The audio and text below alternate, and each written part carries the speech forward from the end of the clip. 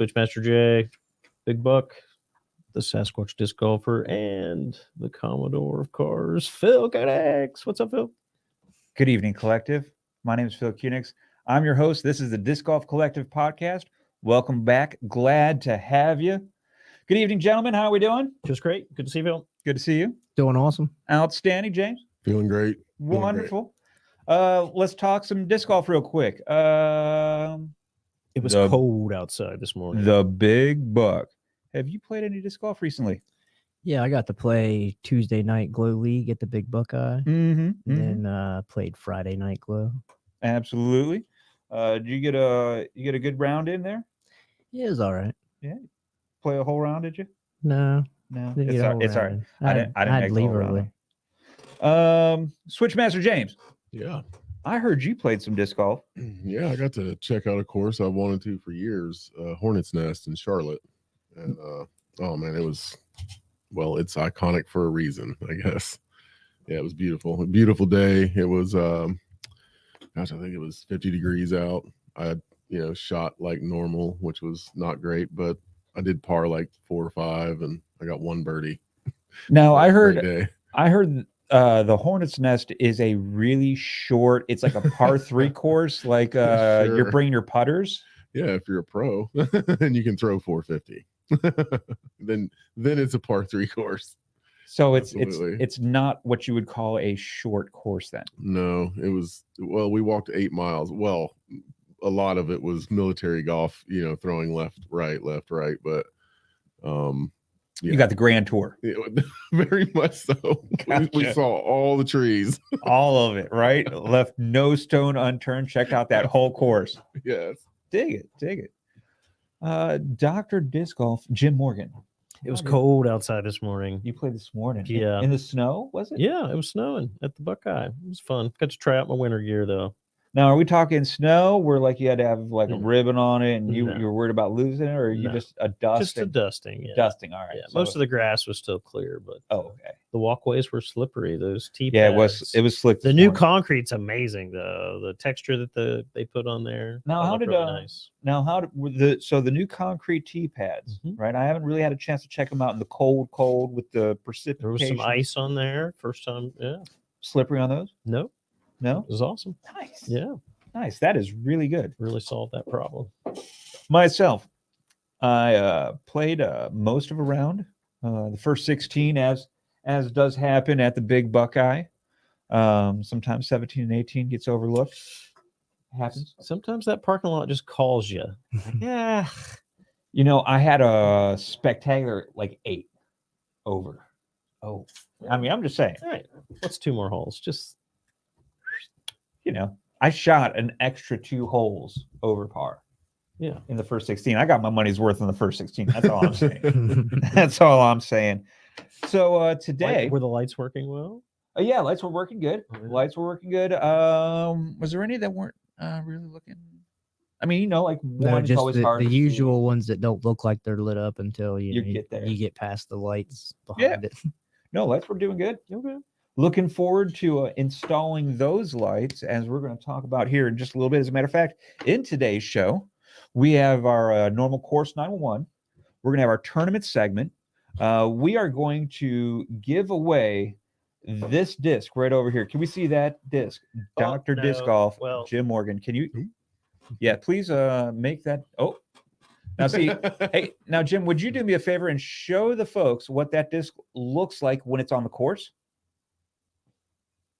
That's in the air. It has to fly further. Right? Because It's flying. It's flying. It disappears. It's flying. It's flying. And then when it lands, may I show you what it looks like when it lands? It looks like this when it lands. Now, if you put it on the wall, Oh, it's pretty. Amazing. So pretty. Just Now, in hang, all- hang this up, please. Now, look, in all or fair, I'll find it again next week. it'll be on the It'll be in the back of my truck. Come get it. We're going to be giving away that disc today. Let's see. Today we're going to talk with Mr. Joel Yott. I am excited and really pleased that Mr. Yott is going to spare a few moments of his time. And I'm telling you, this is a very busy man in the world of disc golf. You may not be familiar with Joel Yott, but you should definitely be familiar with the Joel Yott of the courses you play on. And in your area, they are amazing people that definitely help disc golf go. Now, speaking of Course 911, let's go to today's Course 911.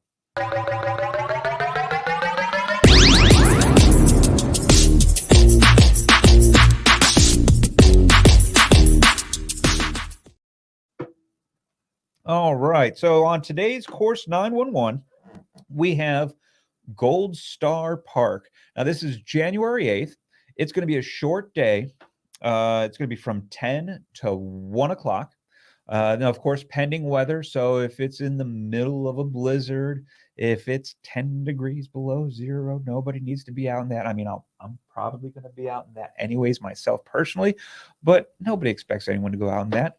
So if it's nasty outside, please don't worry about it. But we're going to be putting up lights on the course. We've got three lights to go up, new lights to go up on each basket. We're going to put up a light on each T-post. Additionally, we're also going to be cleaning up a little bit on hole number 8. One of the things that I like about hole number 8 is there is a little bit of intimidation that you get the bad shot, the little bad tree kick, if you would. You go over, I mean, A mountain. yeah, I mean, really, it might as well be this side of the Grand Canyon because you really don't want to go, but you don't want to go down there. James, can you put our Gold Star Park thing up there so we could Look at that hill. Yeah, it's dangerous. It's- I hit a tree and went down there, but luckily I had to hold on to trees to go down. And Yeah, I'm telling you, I've personally been down that hill. I have been up that hill. I have. You don't want to do it. It's a bad time. Nobody should be doing that. And being a beginner course or an easier course, what I'd like to do is I'd like to take a lot of the just the sticks, the brush, and things like that. That's on hole number 8. It's in the woods. There's plenty of it available. So what Just you're saying Pull it is, down. That's a pretty good depiction. I mean, that's it. is. well, their map isn't their map is off as far as where it is, but yeah. So it's about you really throw this way, really close to this edge. yeah. It's about. So if you look at the map, it's 200 to 230 up to 200, really about 50 meters. So we're talking about 150 plus feet, Oof. right? Straight down. It's pretty dang close to straight up and down. Nobody needs to be go up and down that. There's right? some railroad tracks. We take all the The brush, river. the big sticks, everything, and just pull it down. So that way there's a little bit of a catch for the Yeah, disc. make a wall. Now, at the same time, if you throw one and it flies down there, I mean, we can't build enough wall for you. I'm just saying. That's treacherous. One thing we might keep an eye out for is a lot of times when driving ranges change out their nets, they just throw them in the dumpster like the turf that we got, and we could just string, at least some of it. I mean, whatever we can block, it'll at least stop people from going over there. Would be nice if we can find a big chunk of it. Yep. We did that in Washington. It You worked know great. what? Let me just go ahead and Or trim out the line to the left so people aren't tempted to throw the right hand Yeah. lane. That might work too. Yeah. And I mean, really, we could move Move some the of those basket baskets around the a little left. bit. Yeah. Mhm. Make it more straight up. Because the hill. there's more so distance back the, there. The right side just doesn't even look like an option. No, Yeah, yeah. that's a good idea. Really good idea. alrighty. Yeah, there's plenty of room between there. Even to keep make that. it shorter for not- and in that gap on the left would be a good idea. Course 911. Hey. This is how it happens, folks. I mean, you're seeing it happen right now. Let's save a little bit for the week coming up now. So yeah, that's this week's Course 911. Just a reminder, January 8th, 10 to 1. Nice, easy day. And I happen to know that if we have any beginners there, that there will be some experienced players who, when done, will be happy to play around with you and give you some pointers. Now, a quick word before we get into the tournament segment about winter tournaments. Okay. Now, everybody likes playing the tournaments, right? And the winter tournaments are a good time as long as you do some extra precautions and preparedness for those winter tournaments. I mean, it's cold. It's cold in the winter time. It's important to dress warm, right? You can't look past the fact that while you might say, well, you can't play as well, what have you, you can't play if you're frozen. Yep. I mean, I'm just saying that's a good way to end a tournament quickly is if you're not dressed for the weather. Keep your feet dry. Hands warm. Feet dry. Well, I always try to bulk up my pants more than my upper body so I can still throw somewhat. Just bought myself a new Christmas present. Got the bibbed overall snow pants. Those are amazing. Nice. Just tried them out today. Now, in addition to dressing warm, making sure you're dressed for the weather, even though it's cold, right? You're not sweating as much. It's still important that you have plenty of hydration. You're still burning those calories. You're still exerting that energy. So it's important to make sure you do have your hydration on those winter tournaments just as much. Sometimes even more, because while there's maybe snow on the ground, that area is usually a lot drier. You can really get in trouble if you don't have that hydration for while you're out there in those tournaments. And then one of the nice things is you get to know your bag all over again, because your discs, they fly different wintertime versus the warm weather. I threw a bunch of rollers today. Did you? I was not meaning to, but man, the wind was blowing, snow coming sideways. I was about to say, I didn't know I could do that. That's not really your flavor. No, something new. I threw a few of those Saturday for sure. Wow. It was a little wind. The first part of the round was a little bit windy. Yeah, I was, well, when you step up to a 450-foot hole and you can't get there, you try way too much, and it almost always turns into a roller when you do that. So yeah, lots of those. So you just overthrowing your disc, the weather, and here I thought I was starting to rub off on you guys. Dang. No dragging in my bag. All right. I'll loan you one. I have one. It's on the wall. My daughter's bought me one.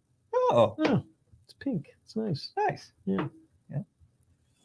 Never threw it. Color. It feels like it's wax. They do have a little bit of a feel, don't they? Yeah. I guess that's the floaty part of them, maybe. Oh, But they float. Yeah. They do float. Yeah. Sometimes. Well, I mean, look, once again, if they come in on a hard spike and they just get stuck in the mud, they're not going to float. Says they float. Yes, but let's go ahead and move on to the tournament segment.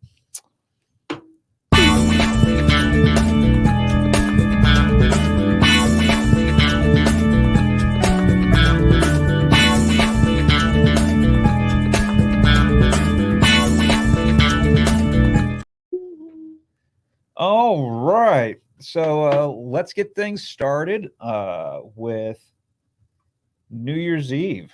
Can we see some New Year's Eve on the board? Looky there. New Year's Eve tournament. Now, this is hosted by Cornerstone Disc Golf. Okay.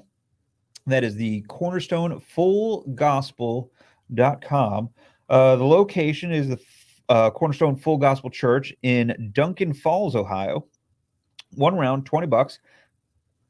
I mean, real easy. Make the last round of the year a good one. What more do you need than that? Is it $30 or $20? This one says. Apologize. The general says $30. $30. Well, this says 20. 9 a.m. one round, $20.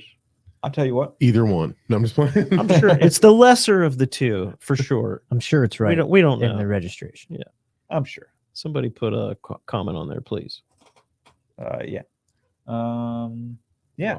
Cool. So get you a New Year's Eve. Where's Duncan? Where's it? Duncan Falls. It's like up 60 toward Columbus. Dig it. Yeah.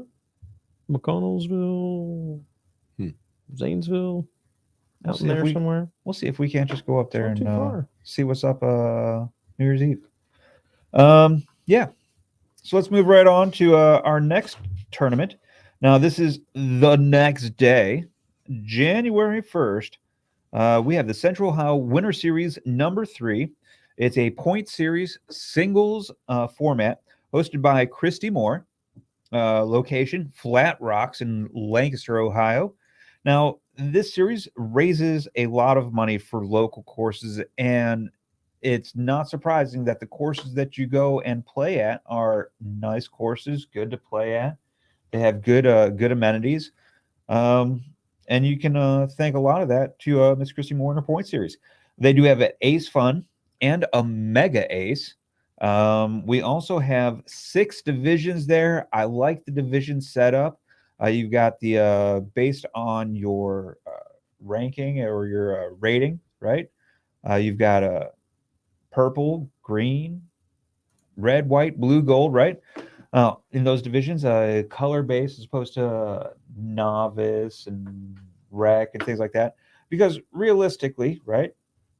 While I am not 774 or under currently, I just moved up a handful of points. Woo! I made it up to green, Awesome. but not that long ago, I was purple. But at the same time, I didn't want to play in the novice because, well, I've been doing this for quite some time. But at the same time, that gives folks who are not great at disc golf a division to play in without having to worry about, the stigma of playing in the novice division, as it were. I like that.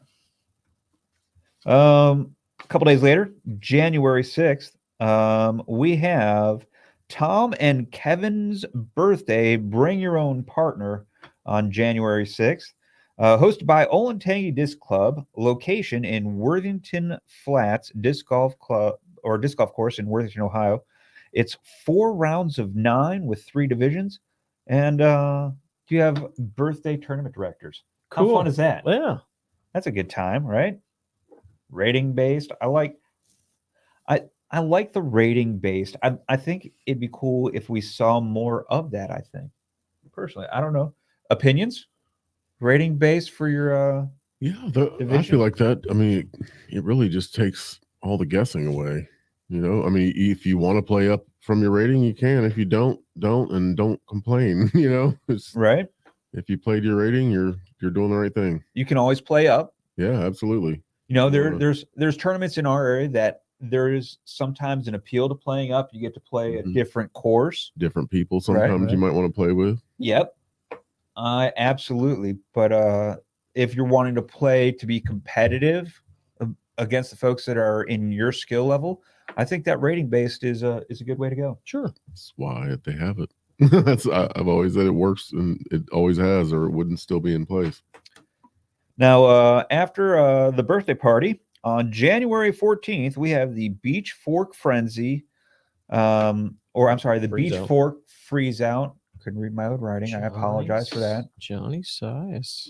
Yeah, hosted by a Beach Fork Foundation, located Beach Fork State Park in Barbersville, West Virginia. Singles with mulligans available. And the second round is seeded doubles. Yeah, Johnny Sias is a tournament director with that, huh? Ken Rollins, the main cog. Wow, those are 2 major. Yeah. That should be a well-run tournament right there. For sure. Absolutely. Seeded doubles. I like that seeded doubles format after the singles first round. Yep. As a matter of fact, we might have a tournament like that coming up here pretty soon. Yeah. We might talk about that sometime. Dale winners. Check it out soon. And then also on January 14th, we have part of the point series, number 4, the Central Ohio Winter Series number 4, hosted by, Christy Moore. And location, this one, at Riverview Disc Golf Course in Newark, Ohio. Just like the other, raises money for local courses, 6 divisions based on rating, color-coded, and Ace and Mega Ace funds. Now, Very nice. Yeah. So that's today's tournaments, today's Course 911. Now, when we get back from this short break from our sponsors, we will be giving away that disc right over there. Now, to get that disc, you had to A, be a subscriber, and then B, tag 2 friends on the Facebook page. And we had it only took a month or two. well, a little bit of time before we got anyone going in. We did have a few folks, and hopefully on the next one we'll have more of this. But today's winner was selected randomly by our guest tonight, who we will be joining back with here in just a few moments. But our first segment sponsor is going to be Appalachian Disc Golf. Now, Appalachian Disc Golf is at 305 and a half 30th Street in Vienna. 304-917-1691. That's 304-917-1691. Friday and Saturday, 11 to 6. But more importantly, you get it online, right? You go online to the website, you see your disc, a picture of the disc with the weight of the disc. You know exactly what you're getting. Let me ask you, the big buck, George McIntyre, you recently purchased discs on AppalachianDiscGolf.com, did you not? Yes, sir. Now, when you purchased those discs, did you see a picture of the disc? Yep. When you got your disc, is that the disc you got? Sure was. Every disc. Now, let me ask you, did that disc have a weight listed on it when you bought it? Sure did. Was it the right weight when you got it? Probably. Maybe. I'm sure it was. All right. Well, there you go. So you go on any time, right, to the website, you do the shop, and you get your disc. Now, the website, www.appalachiandiscgolf.com, Facebook and Instagram as well. He's got discs, bags, baskets, minis, the cards. Like, you want cards of your favorite pro? Disc golf playing cards. Or Not the playing cards, but Trading cards. like the trading cards, right? Like the baseball cards, but for disc golf, right? Yeah. Yeah, he's got those, right? He's got the rookie cards, the rare ones. He's got all this. Look, disc golf, you want it, he's got it. If he doesn't, he'll probably get it for you. Weights and picks, every disc on the site. Go get some disc golf stuff from Appalachian Disc Golf. Shirts, they got them, right? Now, our second segment sponsor, as I told you earlier this week, we have a new sponsor on the show. Are you ready for Are you aware there's a new sponsor? You weren't here Wednesday. We have a new sponsor on the show. Our new sponsor, J-Man's Dirty Mobile Detailing, 740-350-2464. That's 740-350-2464. Now, pricing is based on severity of need and location. That's because he comes to you. It's mobile detailing for your mobile, right? You get your vehicle detailed at your location, at your convenience. It's a beautiful thing. But pricing based on how bad the vehicle is, right? Where he's got to go. Now, to get an appointment with J-Man's Dirty Mobile Detailing, call or text Dirty Pics of your car to 740-350-2464. That's J-Man's Dirty Mobile Detailing, 740-350-2464. And we'll be right back. Who writes these things? Which one are we going? Appalachian Disc Golf, sir. That's best ever. When your whip stank as hell and starting to smell, let J-Man lipstick your pig.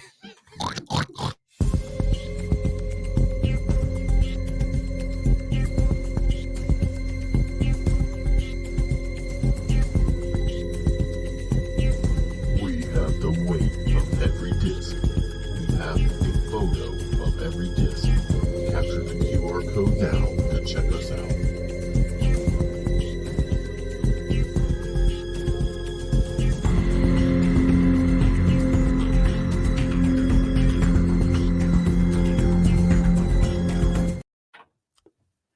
All righty. Welcome back, Collective. Thanks for hanging out with us this evening. So far this evening, we had our Course 9-1, our tournament segments. We had a couple of sponsors. Now, is everyone ready? We are going to give away a Ballista.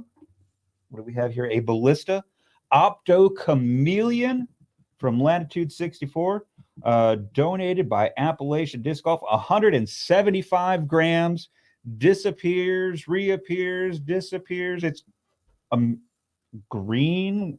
Oh my gracious. This is blue, purple, green. There's red. That's bananas. So It's basically camo. the winner of this disc, we have Jacob Sanders. Jacob. Yay! You can reach out to us at Disc Golf Collective at gmail.com on the Facebook. Get a hold of us. We'll get you this disc. And now we have Appalachian Disc Golf. Yes. Now let's welcome Mr. Joel Yott. Joel. How we doing? Well, thank you. How are you doing, sir? Very good.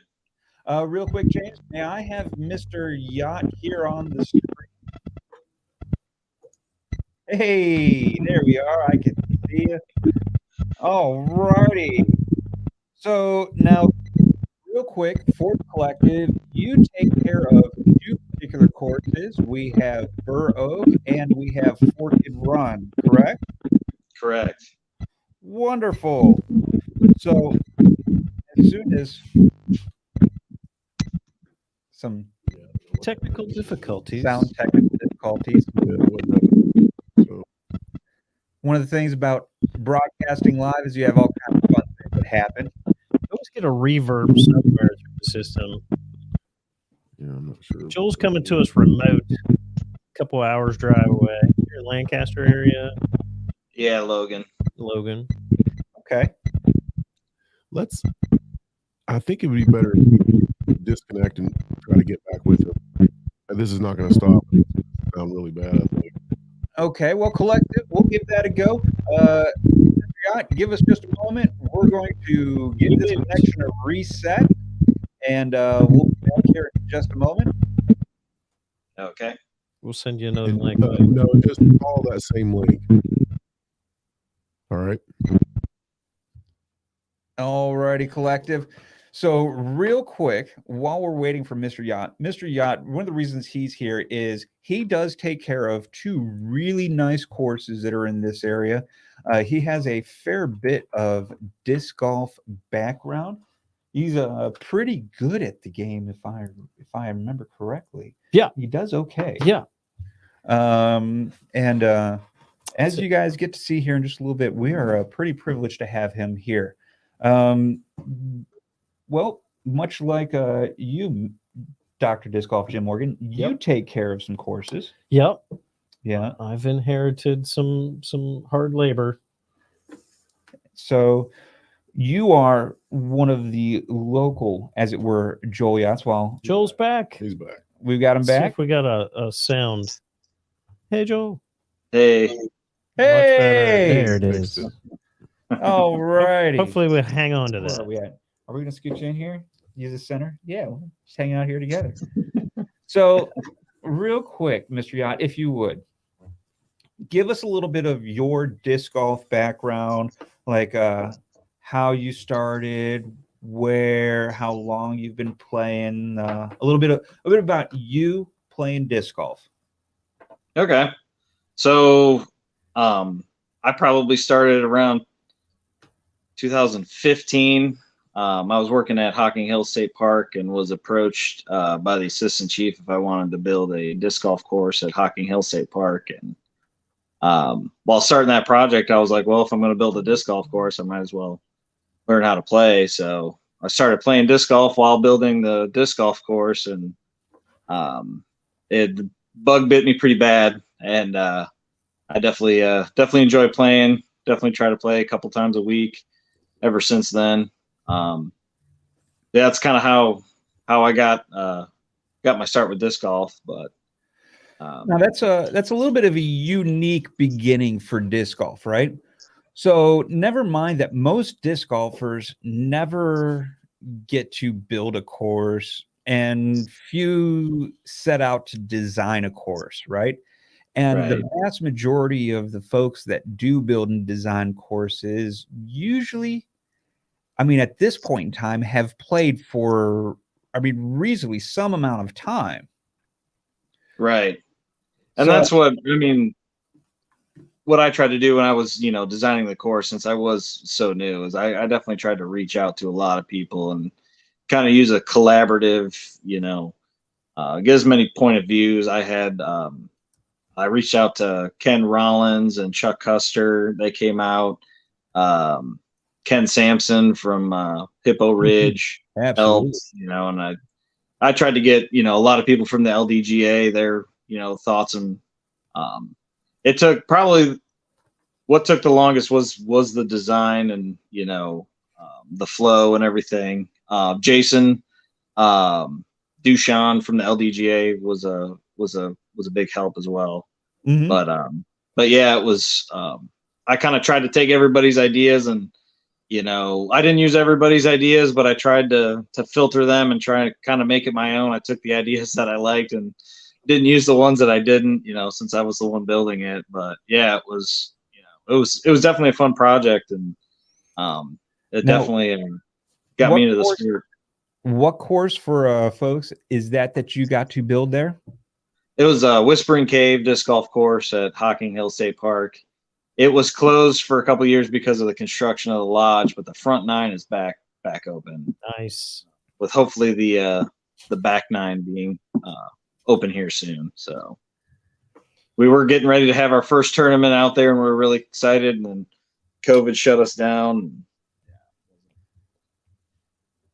And then the lodge, the lodge burnt down, and the lodge burned down actually when we were designing the course. I remember that day. So it was around 2015. So yeah, there's a brand new lodge there, $40 million lodge. So there's a nice clubhouse there for the disc golf course, is what I like to say. But yeah, they got a restaurant with burgers and beer, so you can Really nice. enjoy some food once you're done with your round. So that's an actual course that has essentially a clubhouse to it as well. That's pretty cool. Now, while Yes. while it might not be officially, It's not official, but yeah. but yeah, I mean it is. Right. Yeah. mean, it's It's a not- $40 million clubhouse is what I like to say. So That's what's up. That's what's up. So Right. now, a lot of folks, you can ask what drew them into disc golf, but I mean, you were pushed right into it, right? So aside from that, how did you get involved with course maintenance, right? At this point, we've established that you started playing disc golf out of the necessity to design a course, but that's Whispering Caves, but you currently maintain 2 other courses. Right. My official title with ODNR is Natural Resource Technician Supervisor. So I'm in charge of the maintenance operations of Burr Oak, Strouds Run, and Forked Run state parks. Luckily, 2 of those 3 parks do have disc golf courses. When I worked at Hocking, I wasn't. I was a Natural Resource Technician 3, and the disc golf course was kind of like it was like a project to kind of help get me into management and stuff like that. I was the project manager. I had to, kind of solve all the problems of doing a project, and, find funding, jump through all the hoops and stuff. So that's, actually building that course actually did help my career and help me move up. So Awesome. yeah. So that's pretty cool. Whereas a lot of folks look for disc golf to be what they want to do, you just got involved with disc golf and it propelled you forward automatically. I mean, Dude, you did a great job. that's amazing. Forked Run and Burrough both have Yeah. benefited from your input totally. Yeah. And I mean, yeah, I feel like being a disc golfer helps too, because I know where discs are going to land and stuff, where I end up landing. And, I feel like Those I maintenance can look at it a lot not- different than somebody who doesn't play disc golf. Yeah. That's one of the things that Jim here says whenever we're on the course is if your disc lands somewhere and it's got brush or what have you, go back there and weed eat it because someone else just slams theirs too. Stomp it down, Right. break it Right. on the way in and out. I mean, if Yeah. it's not a ranked round or whatever, I mean, don't cut down trees, but if it's an obvious bush, just Yeah, Right. cypress bushes, stomp on them all or if day. it's something dead just hanging in the way, pick up sticks. Good Lord, just pick up sticks. Yeah, it helps. It helps a lot. It really does. Yeah. So towards disc golf maintenance, because I understand that you're supervising 3 different parks, right? But towards disc golf maintenance and disc golf course maintenance specifically, what are some of the venue specific challenges that you find, disc golf specifically in general, not so much towards Burr Oak or Forked Run specifically, but in general? Because we're going to talk about, yes, collective, we're going to talk about the individual courses coming up here later in the 3rd segment, but for folks just generally that could apply to any course for folks out there looking at doing course maintenance. So one thing I like to do, I guess, especially this time of year, with the Indiana bad season, is removing dead trees. It's kind of a double-edged sword there, removing trees on a disc golf course, but because you got to find somewhere to put the tree once it's down.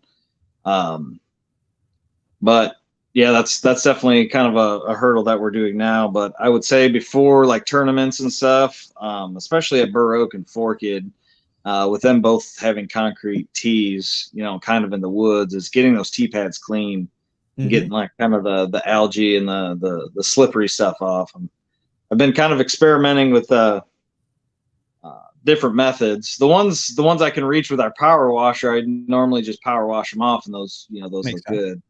But the ones way back in the woods where I can't get the power washer, I've tried spraying different chemicals on them, trying to kill the algae, and coming back and trying to scrub them, and stuff like that. But especially this year with the Burr Oak Blitz. But when it rains both mornings of the tournament, the tee pads are kind of in bad shape by the end of the day, just with all the mud and everything. So, but yeah, I feel like the condition of the tee pads is pretty crucial for a good tournament. It helps you throw better, and you might prevent somebody from falling down, getting hurt. So after the show here the next week or so, I'll talk to you maybe about a couple of things to try as far as like algae back in the woods, maybe something with like tank sprayers, things like that on concrete.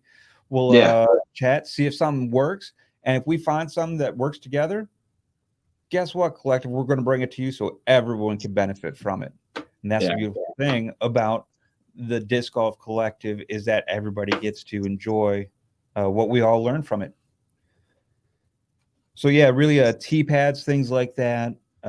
Making sure fairways are clear, kind of the obvious stuff, but yeah. Beautiful. So weed eating, mowing too. That's a big one too. That's what I feel like. That's that's a constant battle. I know Jim does a lot of weed eating at his courses and stuff, and we tried to put the Buckeyes so that we don't have to do that kind of stuff, but the Sasquatch we definitely do, and having people know what they're doing really does help.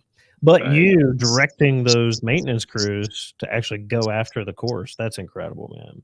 Yeah. I had some time at nice before, and it was pretty wild out there, but you guys have done a great job. Right.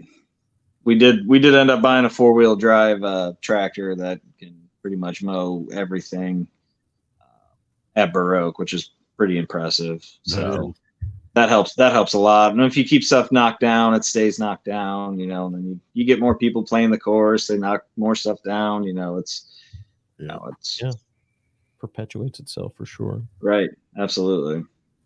And that really, it's one of those things that I bring us back to the very first episode, right? So you guys have mentioned both that just walking over the course, stomping on stuff, going and playing the course is one of those just basic things that does so much. And right on the very first episode that I did with this is I let folks know that you don't have to go out there. You don't have to be great with the chainsaw. You don't have to go out there and spin trim. You don't have to move. Long just going out there and playing itself, that alone does a bunch to really help out. Now, while it doesn't hurt you to go pick up a stick or two and move them out the way, but just playing the course, walking through it just goes to show, while you take care of courses, both of you mentioned that a number of times. You mentioned that just stomping on stuff and going around takes care of so much. That's why that every person doesn't matter how long you've been doing this. This could be your first round coming up. Well, I don't figure anyone who's watching this podcast, their first round coming up. But I'm new to this. I'm going to check out the disc golf podcast. I've never played around. I'm just going to go check out their podcast. Yes, go check out our podcast before you play around. Absolutely. But it just goes to show that basic thing that we often overlook really does do so much, right? Now, I believe at this point, we've established you're good at doing what you do. You take care of two really nice courses. You set up a course that I've heard good things. I have yet to see Whispering Caves myself. I'd like to go check it out, especially if it's anywhere near as nice as Forked Run or Baroque. I mean, those are great courses for the area. I've played both of them a handful of times both. But we'll get back to you here in just a few moments. We need to have a quick word from a couple more of our sponsors that helps makes the show go. So our first one, a show sponsor, Bat Lair Studios, right? Here we are, Bat Lair Studios, right now with you. Podcast, green screen, music recording, right? Find them on Facebook at Bat Lair Studios or at batlairstudios@gmail.com, right? So you got Bat Lair Studios, right? Right over there. Okay, this way. Bat Lair, right? So get live at Bat Lair Studios, 360-551-5133. That's 360-551-5133. Get live at Bat Lair Studios. And then our show 3 sponsor, Dr. Disc Golf. That's me. Jim Morgan. Yeah, Morgan Chiropractic is our show. When your back hits a lot, ow! Man, it sure hits the spot. Welcome back, welcome back, welcome back. Morgan Chiropractic, 3 we're back. Marriott, Ohio. When your back hits a lot, ow! Man, it sure hits the spot. Welcome back, welcome back, welcome back. Morgan Chiropractic, 3 we're back. Marriott, Ohio.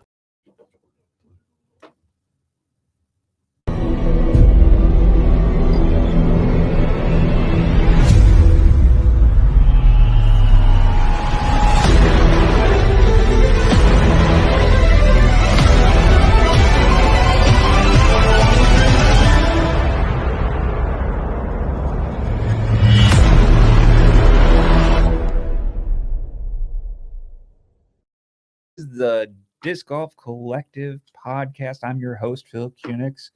We have Joel Yott with us. We have Dr. Disc Golf, Jim Morgan. We have Switchmaster James. We have George McIntyre, the big buck, here in the studio with us. Real quick, before we start talking with Mr. Joel Yott, I do have this item here. Check it out.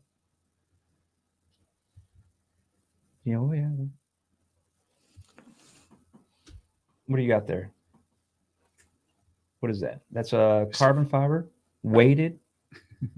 We're probably going to be talking about that here in the near future, possibly with a guest, Ronan Disc Golf. You never know what might be coming up with that. Now, real quick, let's get back with Mr. Joel Yott. How are you doing, sir? Very good. Outstanding. Great commercial, Jim. Thanks. We try to entertain. Yeah, that's great.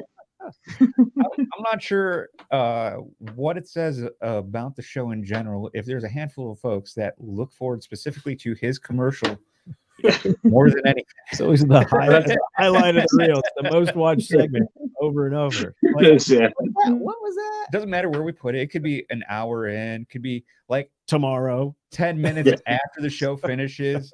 Right. You know, folks, that'll be the most watched part. It's, you know, it's one of the reasons we keep them around. Right. We love you. So real quick, let's go to Burr Oak. Okay.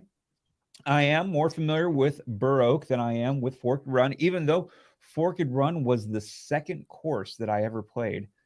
First being Mount Wood Monster. Wow. Many years That's a ago. rough one. Yeah. Yeah. How do you like that for your first year? Yeah, Let's that's feet rough. first, right? Uh, So before we go anything specific, there is a number of folks that have requested that I thank you on the episode live for your recent work with hole number 10. Now, could you tell us a little bit about what's happened there at hole number 10? James, would you bring up the U-disc on that? So yeah. I heard you planted more trees. Yeah, I put more trees in the way. No, quite the opposite. We went through and cut. I'm sure if anybody who's played hole 10 at Burr Oak here recently has noticed there's been quite the death and decay of some trees in the middle of the fairway. So we were able to get our excavator in the fairway and cut some trees down, tried to get them out of the way the best we could. We'll probably end up, going back to the logs that are pushed off on the side and addressing them. But hole 10, definitely, I would say the hardest hole on the course because of the trees in the fairway and the length. Probably got a little bit easier last week. It used to be an S-turn, zigzag. Yeah. Dead pine yeah, trees, big cedar. What are you It's talking brutal. about? It was a straight shot the whole way If you down. got You can off see the it. side of that 50-foot fairway, you were done. Yeah. You might as well just throw 90 degrees back to where you came from. And Oh, you mean take your medicine? yeah. Mhm. Yeah. Take your medicine. I think I've gotten 7s and 9s there. Yeah. Congratulations, For you know what sure. the rest of us feel like. I've gotten a 3 and I've also gotten an 8 and everything in between of that, basically. I mean, it's definitely brutal, but it's definitely doable, definitely attackable if you hit your lines right. But you get off in the fairway, yeah, it's brutal. So now you can start playing some of those longer pins now since it's so wide open, right? Right. Scott's That's the plan. plan, yeah. So You said long. maybe those people that were thanking me won't be thanking me too much once I move the pins back. But. Right. You see this distance between where the pin is now and where the next tee pad is. I think he wants to go down into this ditch somewhere. Yeah. There's room to definitely add some more meat to that hole. Yep. So it's going to be a par 7. Just still a par 4? Is it a par 4? Yeah. The fairway's wide open now. You can basically fly a plane through it now. So Oh well. no, it's not that bad. I definitely didn't cut the live trees. We don't make a habit of cutting live trees down, but the dead ones we did. But there was quite a few dead ones, so Yeah. it's And you took it's them enough. away? They took them away. Yeah. And just pile them up there, right? I tried to even kind of use the logs to kind of push the fairways back, all the brush and autumn olive and stuff, but they are still there. I do plan on going back and maybe trying to clean them up a little bit, but that day we had the excavator there. We were just trying to get them down and get them put away. So You cut them or push them over? cut them. Okay. Yeah, cut them and then pick them up with the excavator and put them where, off the fairway and stuff. So the fairway's still good, but there might be some logs off the fairway there that you might have to contend with. But. Well, I definitely know that in the little amount of time that has been since this has been done, it's been noticed. It has. That's good. So, how did you start at Burr Oak? How How did I start? Yeah, Like working there? yeah, taking care of Burr Oak. Oh, okay. So I mean, I worked at worked at Hocking Hills for 13 years. Started in maintenance there. Started just mowing grass, cleaning restrooms, and worked my way up to a Tech 3 and was the lead worker at Hocking. And was basically waiting for the maintenance supervisor, natural resource technician supervisor to retire at Burr Oak. He finally retired, and I applied for his position and ended up getting it. So Awesome. yeah, That's pretty cool. yeah. And then- So I've been there I literally started the week before COVID. So I worked 1 week at Burr Oak and then got sent home for 2 weeks because of COVID, and came back, and it's kind of hard starting a job, and then you get there and you're all excited, and then they just tell you to go home. Right. It's kind of hard to do my job from a laptop. So it was Yeah, I'd imagine. an interesting time, but yeah, it's been almost, it'll be 3 years in March. Dig it. Now, Yep. do you have any specific challenges because it's Burr Oak? Like, does Burr Oak, that course itself, have any specific challenges? Yeah, I mean the location of some of the holes in the fairways, you can see they're kind of off the beaten path there on the front 9 and the back 9. So accessibility, and it's, if you've played Burr Oak, it's probably 80 to 85% in the woods, so yeah. Absolutely. Keeping the concrete tee pads, keeping them clean is, they definitely seem to moss up pretty quickly So in the woods. we have just recently put down concrete tee pads here at Buckeye. Yeah. Any other than just the normal keeping clean and free of debris, any other maintenance tips for those concrete tee pads? No, I mean, ideally, if you're able to get a power washer to them, that's definitely the best way to clean them. But yeah, concrete's they're a pretty solid tee pad. They're definitely consistent. I definitely like playing on concrete. But yeah, they're fairly maintenance free once you get them in the ground. It's just not letting that scum and moss and algae build up on them. Yeah, being so deep in the woods, they stay wet in the wintertime quite a bit, but They it's don't nice get to the have that- sun. But it's nice to Yeah. have that solid surface, even you're slip sliding around everywhere else, but Right. the concrete's not too awful. Absolutely. Have you found any particular pieces of equipment that are, I mean, I understand you guys are using an excavator and you have access to, state park equipment, Yeah. but for folks that are just maintaining courses on their own with a few folks or local club, things like that, what would you recommend is a key piece of equipment that just changes the game? I mean, aside from your chainsaws and your shovels and things like your normal basic equipment, what's that one that really could be recommended as like a real game changer for someone that could really help them with their course maintenance? So I feel like definitely a key piece of equipment is we use steel weed eaters, but we get the blades for the heads. They're not string, there's an actual metal blade on the end, and it's not a string trimmer. You can just remove the string trimmer head and put a metal blade. You can do a lot of damage with that. You can really attack some autumn olive and more of the hardier stuff that a string trimmer wouldn't, necessarily be able to knock down. And you're not reloading string constantly. Yeah. Right. Yeah, Oh, so you can really do some damage with that. It doesn't work great on grass, but if you're knocking down, smaller stuff that's pretty hardy, you really can't beat it.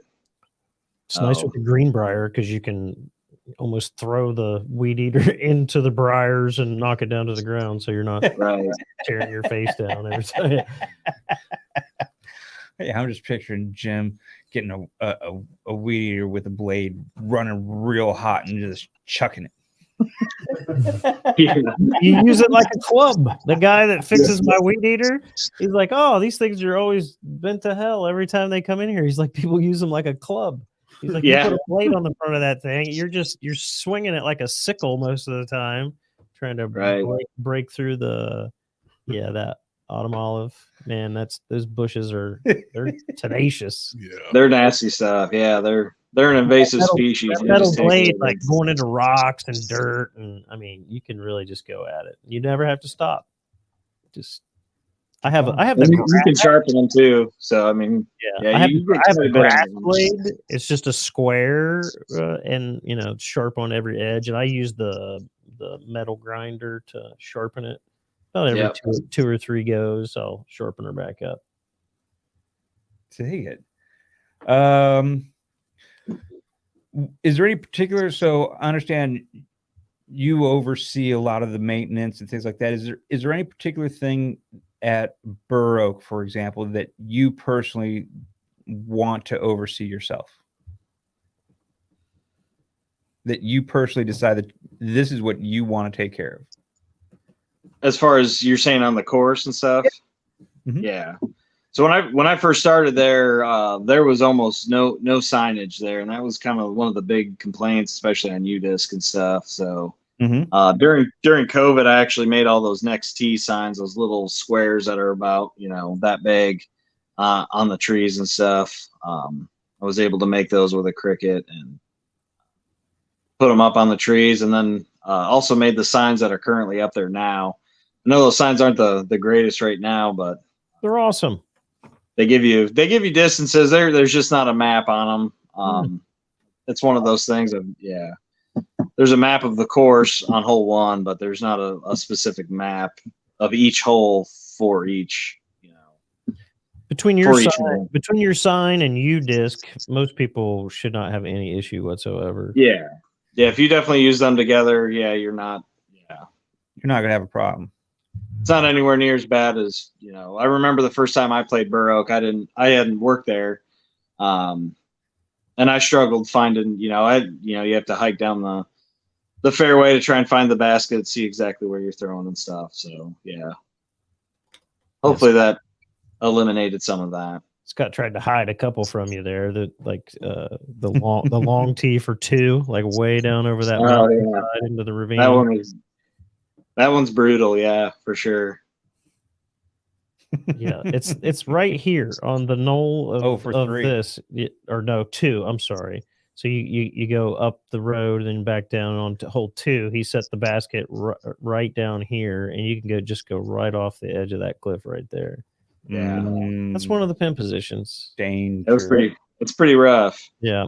But there is a lot of extra distance between those concrete tee pads in a couple places where you could do some, lengthen some of those holes out, like 6 and 7 back there.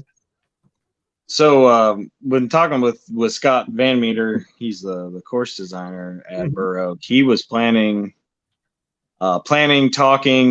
about an idea of hole 17 and 18. Basically removing the tee pads of 18.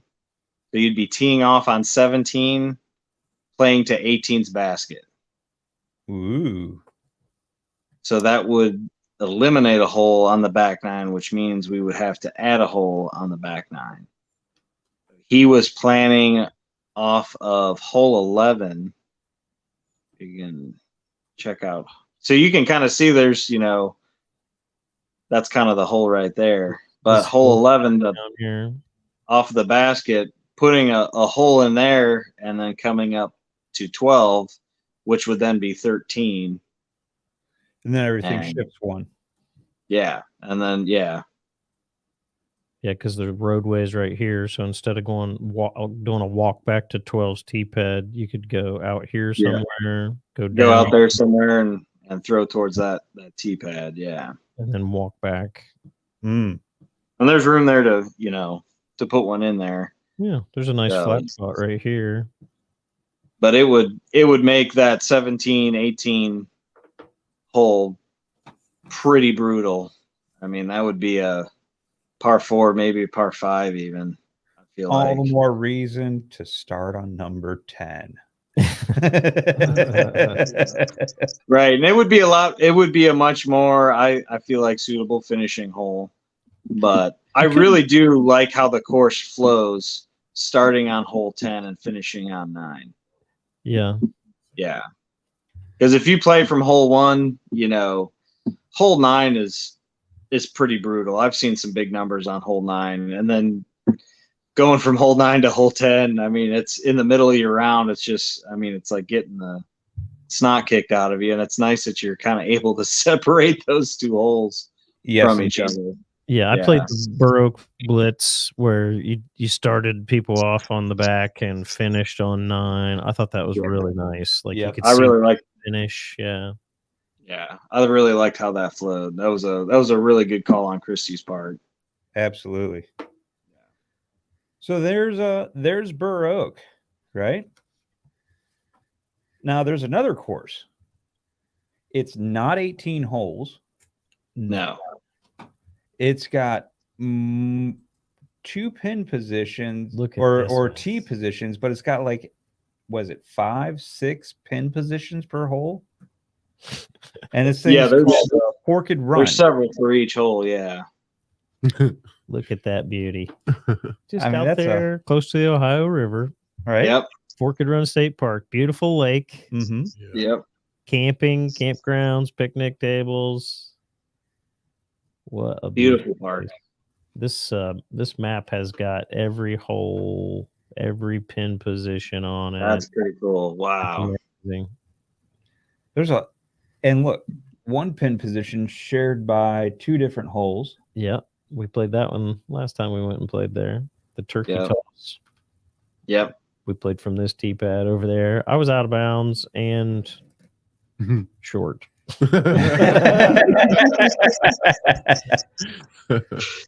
Yeah.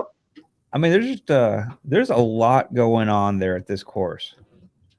That's what's so nice about that course. It seems like every time I go there to play it, it's different. And I've played that course a bunch.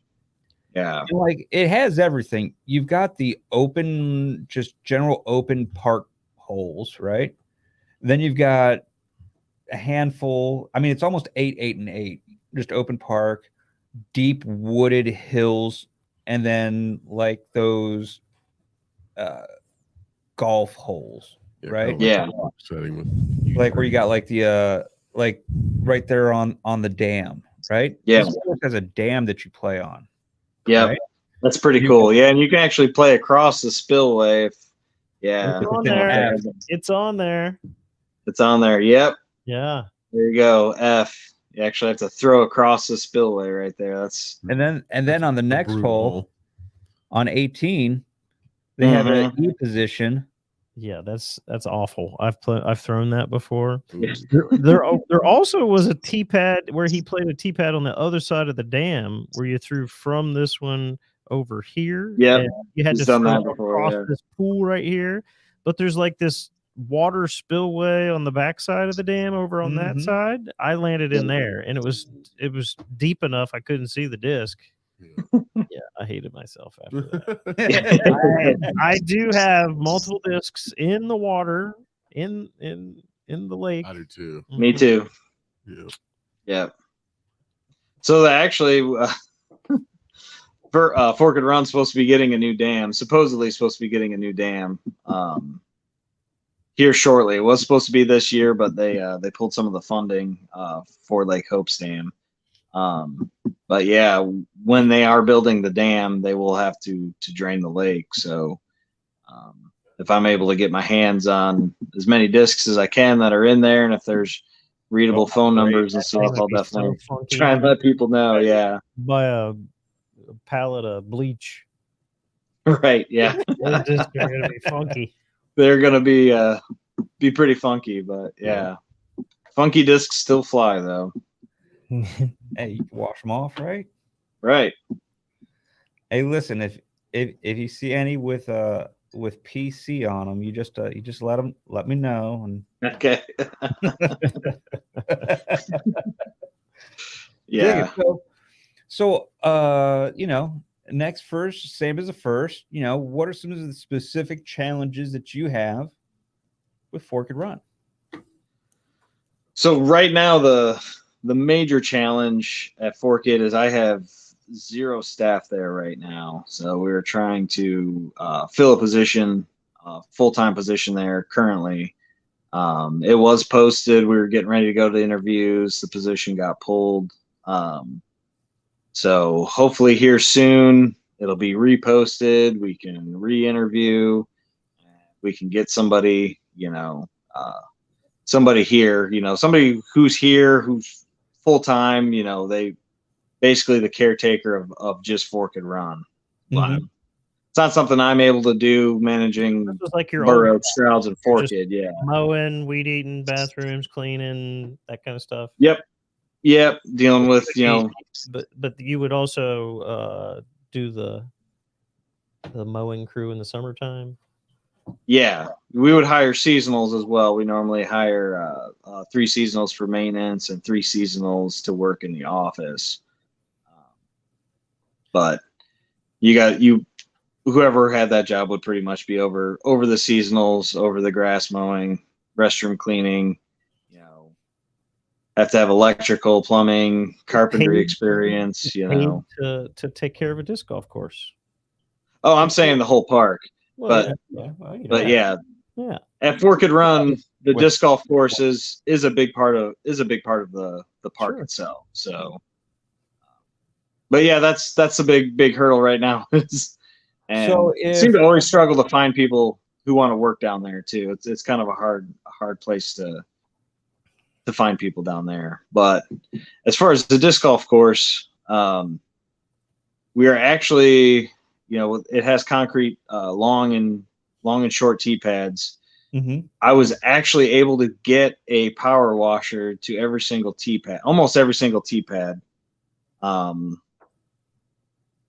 all of them was able to power wash all the tee pads. And that made a huge difference the first time I did it. I didn't realize how much of a difference you can make when you power wash a tee pad that hasn't been power washed in a while. It was, the difference was black and white. Literally, it was quite noticeable, and you had just so much more traction on it. But That's as why- you can see, That's why you shot so well, right? right? Yeah. The grass at Fork It, there's a ton of grass at Fork It, and that's kind of what makes the course so nice. All those holes out front, are Mhm. they're open, they're nicely mowed. It's That's enough to draw you in. oh yeah, definitely draws you in. It's play here, no problem. Yeah. right. Yeah. 8, you hit 7. You're like, yeah, it's a little wet there on the corner. But Scott and Josh Allen, they're the ones. I can't take credit for the signage there at Fork It. Those two are the ones that did the signage there, and they did a fantastic job with that, and that was a huge plus. The old signs that were there, they were pretty old. They still worked, but some of them were, man, they were faded, and so what we got's a huge upgrade.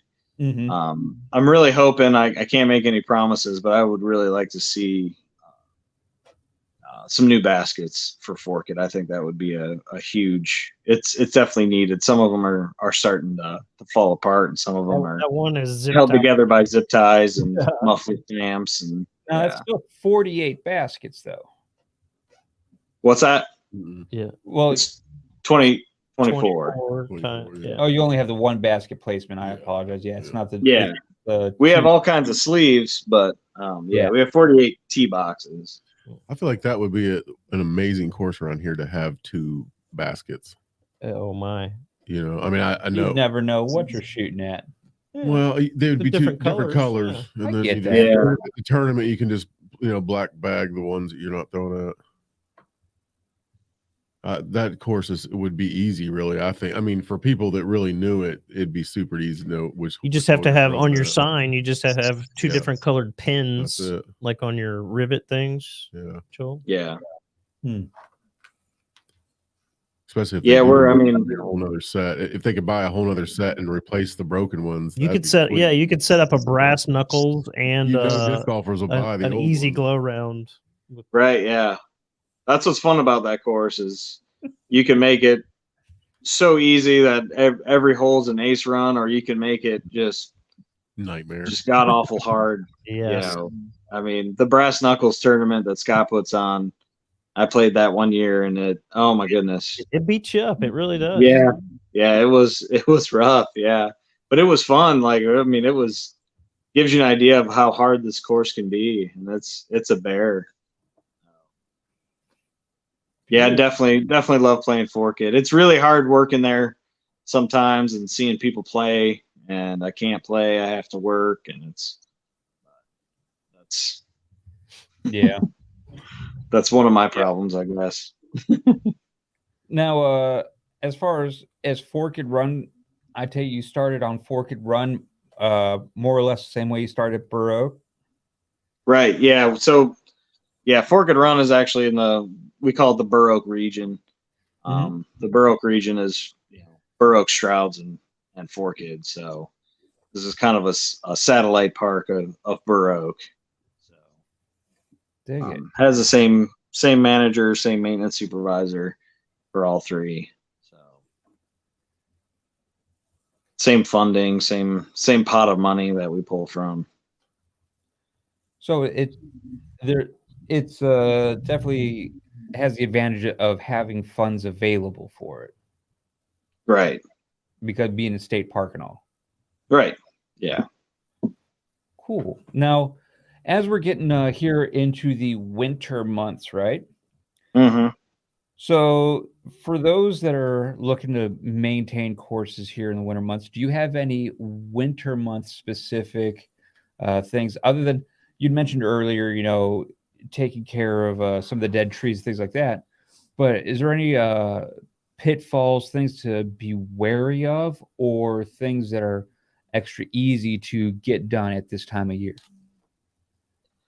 So yeah, I mean, clearing brush this time of year, definitely you don't have the foliage on it and stuff. One thing that I guess as a safety measure, T-pads, bridges, stuff like that can become slippery. So making sure that those are clear and stuff, they don't get too much snow packed up on them. But yeah, it's definitely, if you're out playing and you're the first one off there, I'm sure the people playing behind you would appreciate it if you took some time and used your foot and, tried to clear the pad, clear the bridge, stuff like that, just to make the course a little bit safer out in the snow. But yeah, everybody thinks, I guess we're crazy that we do play disc golf in the winter, but I absolutely love playing winter golf. I think as long as I'm warm, I'm having fun. It was beautiful. So, yeah. Just like you were talking about earlier, making sure that you're warm, hydrated. Yeah. Yeah. There's a little bit of precaution. Yeah. Now, is there anything that you suggest to folks that they should wait until warmer weather? Don't tackle X project while it's the bad weather like this. It's just better to wait. I mean, obviously, you don't want to be pouring concrete in the winter. Your concrete's not going to set up good. Definitely want to make sure you wait till spring to pour concrete. Warmer weather, concrete will start to crumble if it sets up when it's cold like that. So, but yeah, it's other than that, I mean, the trees are a big one. It's trees are a heavy lift. I mean, they're easy to get on the ground, but what do you do with them once they're on the ground? Where do you put them? You either got to cut them up or remove them, shove them. Now, the upside, you don't have the leaves at this point in time that you have to worry about dealing with and all that goes along with that. Correct. Yeah. So, yeah. Dig it. Well, Mr. Joel, yeah, I appreciate it, man. You it doesn't seem like what you do is a big deal for a lot of folks, but without you, a lot of folks aren't going to be playing as much disc golf or as enjoyable of disc golf as they have the opportunity to play. And that's one of the things that I do really offer to the collective, those that partake in this broadcast and enjoy what we have to offer, is that you really need to reach out and appreciate the folks that take care of the folks that really take care of you and your ability to play disc golf. And for that, Mr. Joel Yott, we are very grateful, sir, for what you do for the disc golf community. Good job, Joel. Hey, thanks. It's my pleasure, guys. I appreciate everything you guys do too. No problem at all. Now, I do have one last question for you, as is customary here on the Disc Golf Collective podcast. If you would, for us, as we sit here, we talk about all the things that make our collective, make everything we do for Disc Golf go. Would you do us the favor and describe your Disc Golf collective? It's a great question, Phil. I would say I like to surround myself with positive, fun-loving people. People who take disc golf serious, but not too serious. Still able to have fun, but still kind of have a somewhat of a competitive spirit. I definitely like to surround myself with people who try to better the course, better the sport. Try to do their part. So, yeah. Absolutely. Try to keep it positive. Yeah. Dig it. Well, Joel, we definitely appreciate you hanging out with us. I look forward to being able to play around with you at some point here. If you want, we play a fair bit of Glow down here. There's a Tuesday night league if you have opportunity. There's some other Glow downs that happen out here. Love to play around with you here in the near Absolutely. future. Look forward to playing with you out at some of the courses that you take care of. Like to see the Whispering Caves at some point here. Is that going? Yeah, let me know. That's right down the road for me. So Group trip. yeah. Well, sir, I do appreciate you very much. We look forward to talking to you here in the near future, and we'll talk to you soon. Great. I appreciate you guys. Later, man. Thank you. Well, guys, that was Joel Yott. It was a pleasure having him on.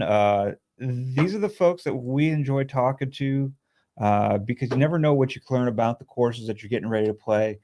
And I promise you, if you can get in touch with these folks, play around with them, you're going to learn things about that course. You're going to learn lines. You're going to learn the shots that you never thought about.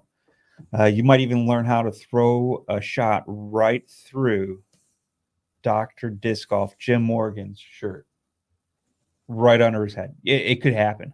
It could happen. So today, we had a good conversation with Joel Yott. We had some laughs. We got to really learn a little bit about taking care of courses. We talked about some upcoming tournaments. I look forward to seeing some of you out here at the day at January 8th at Gold Star for our course time on work, putting some lights up and, well, taking care of hole number 8 and making sure discs don't go over the edge. Like to thank today's winner, Jacob Sanders. Looking forward to being able to get this to you. And we'll have another disc giveaway sponsored by Appalachian Disc Golf here in the near future. I do believe we have a disc set aside for the next giveaway. Looking forward to that. Dr. Disc Golf, Jim Morgan, do you have anything else for the collective today? Nope. I do have a secret of sorts. Remember? Oh, yeah. Oh, remember? There's we a do secret have a video. of sorts. Switchmaster James, can you play that beautiful bean footage for the collective for us?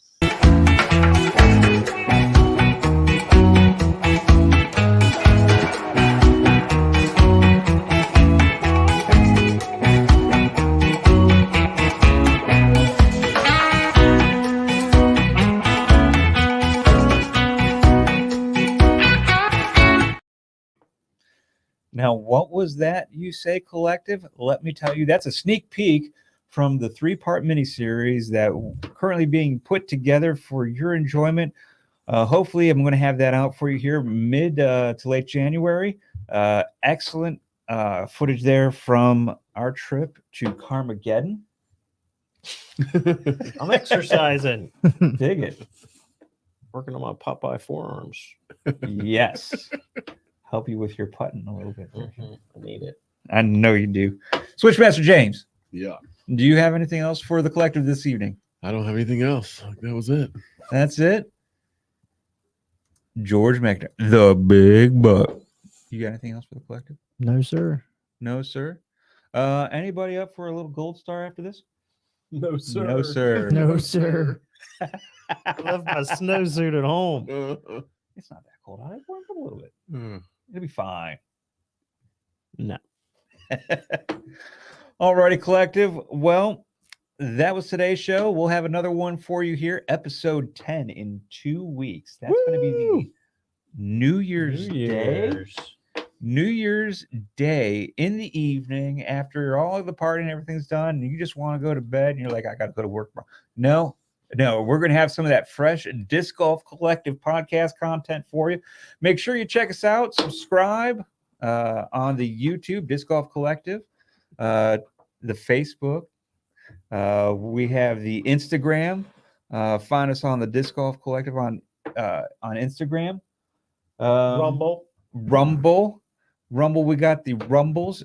Rumble us, subscribe, like, hit the bell, the notifications, all the little things you can hit on the spots. Hit them all. We appreciate it. It helps everything go. Lets us know you enjoy what we're doing and motivates us to put more quality content together for you. So, collective, I'm grateful you are in my collective, and I am honored to be part of yours.